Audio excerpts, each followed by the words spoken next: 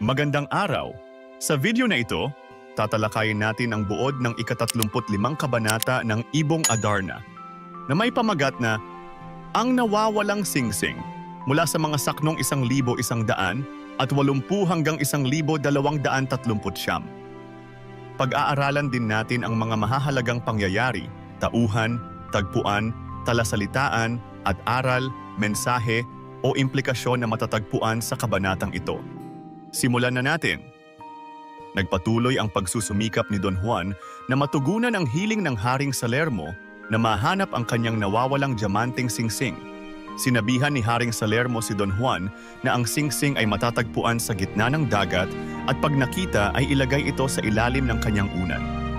Sa ika-9 ng gabi, nagkita sina Don Juan at Maria Blanca sa banyong paliguan at nagtungo sila sa dagat.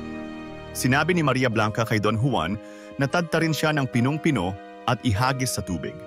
Hindi dapat matapon ang kahit anong piraso ng kanyang laman at dapat gising si Don Juan sa buong oras ng kanilang paghihintay. Lilitaw ang kamay ng prinsesa na may hawak na singsing na dapat makuha ni Don Juan. Pero sa kabila ng mga sinabi ni Maria Blanca, hindi pa rin nakayanan ni Don Juan na manatiling gising. Ilang beses nang lumitaw ang kamay ng prinsesa na may hawak na singsing, pero hindi ito nakuha ni Don Juan dahil siya'y nakatulog. Pagod na umahon si Maria Blanca at nagalit ito ngunit hindi naman kayang tiisin ang prinsipe. Sa pangalawang pagkakataon, muling tinadtad ni Don Juan si Maria Blanca at inihagis sa karagatan, pero sa kasamaang palad, tumalsik ang isang parte ng daliri ng prinsesa. Lumitaw ang kamay ng prinsesa na may hawak na singsing, ngunit wala ang kanyang hintuturo. Sinabi ni Maria Blanca kay Don Juan na gawing tanda ng kanyang pagkakakilanlan ang kanyang kamay na kulang ng isang daliri. Nang dumating ang umaga, natagpuan ni Haring Salermo ang nawawalang singsing sa ilalim ng kanyang unan at hindi maipaliwanag ang kanyang pagkamangha. Dumako naman tayo sa mga mahahalagang pangyayari. Inatasan si Don Juan ni Haring Salermo na hanapin ang nawawalang diamanteng singsing sa gitna ng dagat at ilagay ito sa ilalim ng kanyang unan. Nagkita sina Don Juan at Maria Blanca sa banyong paliguan bago nagtungo sa dagat upang isagawa ang paghahanap ng singsing. Sinabihan ni Maria Blanca si Don Juan na tadtarin siya ng pinong-pino at ihagis sa tubig upang lumitaw ang kamay ng prinsesa na may hawak na singsing. Hindi nakayanan ni Don Juan na manatiling gising, kaya hindi niya nakuha ang singsing sa unang pagtatangka. Sa pangalawang pagtatangka, tumalsik ang isang parte ng daliri ni Maria Blanca, ngunit nakuha nila ang singsing.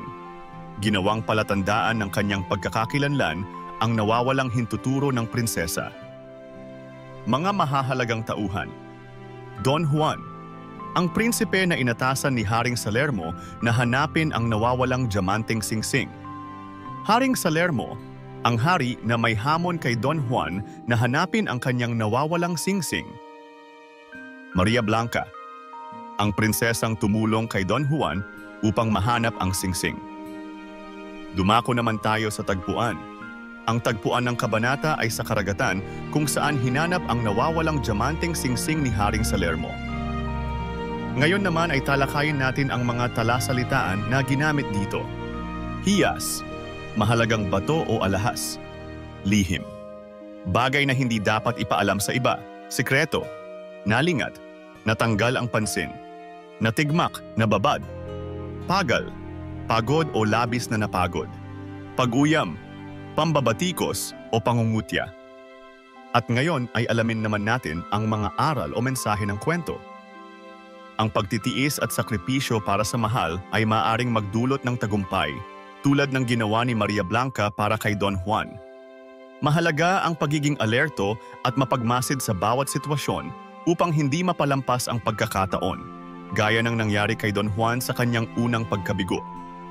Ang pagtitiwala sa tulong ng iba ay hindi nangangahulugang mawawala ang sariling responsibilidad. Kailangan pa rin ang sariling pagsisikap upang makamit ang layunin.